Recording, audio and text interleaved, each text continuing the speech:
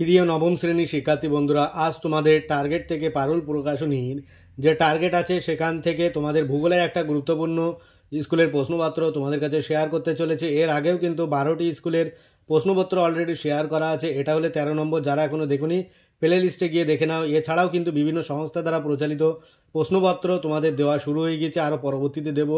সেগুলো দেখতে তোমরা অবশ্যই প্লে লিস্টে যাওয়া, সবার আগে চ্যানেলটি সাবস্ক্রাইব করে রেখে পাশে থাকা বেল আইকনটি ক্লিক করে দাও, যাতে পরবর্তী ভিডিওগুলো সবার আগে পেতে পারো।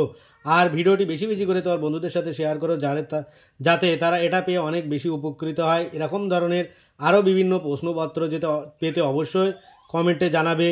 আর তোমাদের যদি নতুন কোনো প্রশ্নর প্রয়োজন হয় বা ভিডিওর প্রয়োজন হয় তাহলে অবশ্যই কমেন্টে জানাবে। অনেকে কমেন্ট করেছে, তাই আমি পরবর্তী স্কুলগুলো তোমাদের দিচ্ছি। অলরেডি কিন্তু 12টি দেওয়া হয়ে গেছে। আজকে শুরু করছি তোমাদের ভূগোলের একটা গুরুত্বপূর্ণ স্কুলের প্রশ্নপত্র। একের দাগ সঠিক উত্তরটি নির্বাচন করতে হবে। এখানে তোমাদের 14টি এমসিকিউ আছে, 14টি কিন্তু উত্তর করতে হবে। একের এক, সৌরজগতে গ্রহগুলির মধ্যে আয়তনের দিক থেকে পৃথিবীর স্থান কত? উত্তর খ পঞ্চম। দুইয়ের দাগ, পৃথিবীর ব্যাসার্ধ হলো? উত্তর ক 6368 মিটার। তারপরে আসবো 3-এর দাগ, জলবিষুব বলা হয়? উত্তর গ 23শে সেপ্টেম্বর। তারপরে 4-এর দাগ, অনুসুর অবস্থান লক্ষ্য করা যায়? ক 3রা জানুয়ারি। তারপরে আছে 5-এর দাগ, অক্ষরেখার মোট সংখ্যা হলো? গ 179টি। 6-এর দাগ, 1 ডিগ্রি দ্রাঘিমার পার্থক্যে সময়ের পার্থক্য হলো?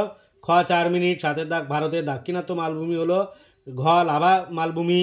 8-এর দাগ, স্বল্পমোচন প্রক্রিয়াটি বেশি কার্যকরী হয় যে শিলার উপর? সেটা হলো ঘ গ্রানাইট। 9-এর দাগ, একটি ভূতাত্ত্বিক বিপর্যয়ের উদাহরণ হলো? ক ভূমিকম্প। 10-এর দাগ, সামাজিক সম্পদ হলো?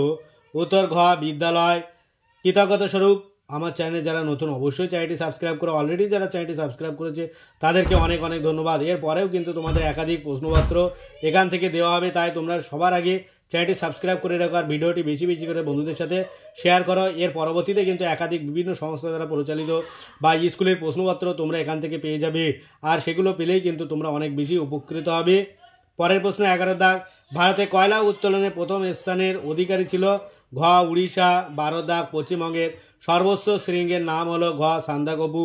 13 দাগ, পশ্চিমবঙ্গে পোড়ামাটির মূর্তি তৈরি হয়? ক বিষ্ণুপুরে। 14 দাগ, ভার্নিয়ার স্কেল ব্যবহার করা হয় যে যন্ত্রে? উত্তর হলো খ ব্যারোমিটার। তারপরে আসবো 2-এর দাগ, নিচের প্রশ্নগুলি নির্দেশ মতো উত্তর করতে হবে। এখানেও কিন্তু তোমাদের 2-এর 1 শূন্যস্থান পূরণ করতে হবে। 1-এর দাগ, সৌরজগতের গ্রহগুলির মধ্যে উপগ্রহের সংখ্যা সর্বাধিক যে গ্রহের সেটা হলো বৃহস্পতি। তোমরা জানো 67টি উপগ্রহ আছে। 2-এর দাগ, তারপরে পৃথিবীর আবর্তনের বেগ সর্বাধিক যে গ্রহ, যেখানে উত্তর হবে নিরক্ষরেখায়। 3-এর দাগ, হোয়াংহো নদীর অববাহিকা বালুকণা সঞ্চিত হয়ে গড়ে ওঠে যে সমভূমি? বালুকণা সঞ্চিত হয়ে অবশ্যই লোয়ের সমভূমি গড়ে উঠবে। তারপরে আসবো 4-এর দাগ, দ্বারকেশ্বর শিলাই নদীর মিলিত প্রবাহ যে নামে পরিচিত? উত্তর রূপনারায়ণ।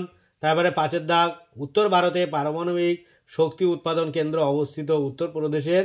উত্তর হবে নারোরা। তারপরে 6-এর দাগ, টোপোগ্রাফিক্যাল মানচিত্র হলো যে স্কেলের মানচিত্রের উদাহরণ? সেটা হচ্ছে বৃহৎ। তারপরে সত্য বা মিথ্যা নির্ণয় করতে হবে। 2-এর দাগ, এখানে 1-এর দাগ কি বলছে? শুক্র গ্রহ হলো একটি অন্তঃস্থ গ্রহের উদাহরণ, এটা সত্য। 2-এর দাগ, 22শে ডিসেম্বর দিনটিকে দক্ষিণ আয়নান্ত দিবস বলে? এটাও সত্য। 3-এর দাগ, মূলমধ্যরেখার বিপরীত দিকে অবস্থিত দ্রাঘিমা রেখাটির মান 0 ডিগ্রি। তারপরে 4-এর দাগ, একটি প্রযুক্তিগত বিপর্যয়ের উদাহরণ হলো পারমাণবিক বিপর্যয়? এটা তোমার মিথ্যা। তারপরে 5-এর দাগ, সব থেকে উৎকৃষ্ট কয়লা হলো বিটুমিনাস? এটাও মিথ্যা, অ্যান্থ্রাসাইড হবে। 6-এর দাগ, ভারতের চা উৎপাদনে পশ্চিমবঙ্গের স্থান প্রথম? এটাও মিথ্যা। তারপরে আসবো 7-এর দাগ, ভগ্নাংশসূচক স্কেলের কোনো নির্দিষ্ট একক থাকে না? এটা সত্য। তারপরে 2-এর 3-এর দাগ, একটি বা দুটি বাক্যের উত্তর দিতে হবে যে কোনো ছটি। 1-এর দাগ কি বলছে? তোমাদের কোন দ্রাঘিমা রেখার স্থানীয় সময় অনুসারে ভারতের প্রমাণ সময় নির্ণয় করা হয়? উত্তর 180 ডিগ্রি দ্রাঘিমা রেখা। 2-এর দাগ, কোন খনিজে আর্দ্র বিশ্লেষণ প্রক্রিয়া বেশি ঘটে থাকে? উত্তর হলো অর্থোক্লেজ ফেলসপার। তারপরে 3-এর দাগ, কোন দুটি পাতের সংঘাতের ফলে হিমালয় পর্বতের সৃষ্টি হয়েছে? উত্তর হলো ইউরেশিয়া ও ভারতীয় উপদ্বীপীয় পাত। তারপরে 4-এর দাগ, ভারতের বৃহত্তম বায়ুশক্তি উৎপাদন কেন্দ্র কোথায় অবস্থিত? উত্তর হবে তামিলনাড়ুর মুপান্ডলে। 5-এর দাগ, জনগণতের বিচারে ভারতে পশ্চিমবঙ্গের স্থান কোথায়? উত্তর হবে স্থান হবে দ্বিতীয়। তারপরে 6-এর দাগ, ভারতের প্রথম কাপড়ের কল কোথায় গড়ে উঠেছে? উত্তর হবে ঘুষুড়িতে। তারপরে আসবো পরের প্রশ্ন, 7-এর দাগ পশ্চিমবঙ্গের পাট গবেষণা কেন্দ্র কোথায় অবস্থিত? উত্তর ব্যারাকপুর। 8-এর দাগ মৌজা মানচিত্রের স্কেল সাধারণত কত হয়? উত্তর হবে 16 ইঞ্চিতে 1 মাইল। এখনও যারা চ্যানেলটি সাবস্ক্রাইব করুন অবশ্যই কৃতজ্ঞতা স্বরূপ চ্যানেলটি সাবস্ক্রাইব করে পাশে থাকা বেল আইকনটি ক্লিক করে দাও, যাতে পরবর্তী ভিডিওগুলো তোমরা সবার আগে পেতে পারো। আর এরকম ধরনের নতুন নতুন ভিডিও কিন্তু তোমরা আমার এই চ্যানেলে পেয়ে যাবে। সেই জন্য তোমরা চ্যানেলটিকে অবশ্যই সাবস্ক্রাইব করে দিও, কমেন্ট করো, অবশ্যই ভিডিও শেষে একটা লাইক করে দিও, যাতে ভিডিও করতে আরও উৎসাহিত হয়। অনেকে ভাবছো এই ভিডিওগুলো দেখে আমার কোনো উপকৃত হবে না, কিন্তু এটা নিঃসন্দেহে ভুল। তোমরা যদি যে সেটগুলো আমি দিয়েছি বা প্র্যাকটিস সেট বা সংস্থা দ্বারা পরিচালিত এইগুলো যদি ঠিকঠাক কমপ্লিট করে যাও, তাহলে কিন্তু তোমরা নিঃসন্দেহে ভালো রেজাল্ট করবে আর প্রত্যেকেই পাস করবে। তারপরে 2-এর 4-এর দাগ স্তম্ভ মেলাতে হবে। এখানে বাম স্তম্ভের সাথে ডান স্তম্ভ। 1-এর দাগ কী বলছে? রাসায়নিক অববেকার, এটা হবে জারণ। তারপরে পৃথিবীর ছাদ, এটা হবে পামির মালভূমি। সাগর সম্রাট, এটা হলো মুম্বাই হাই। আর মেগা সিটি হবে কলকাতা।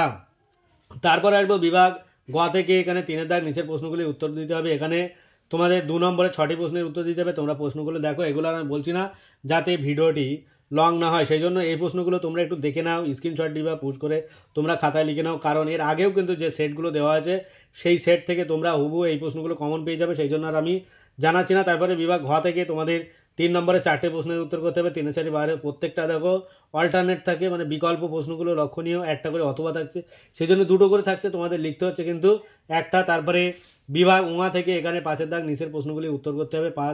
তোমার এখানে 5 নম্বরে 4টে লিখতে হবে।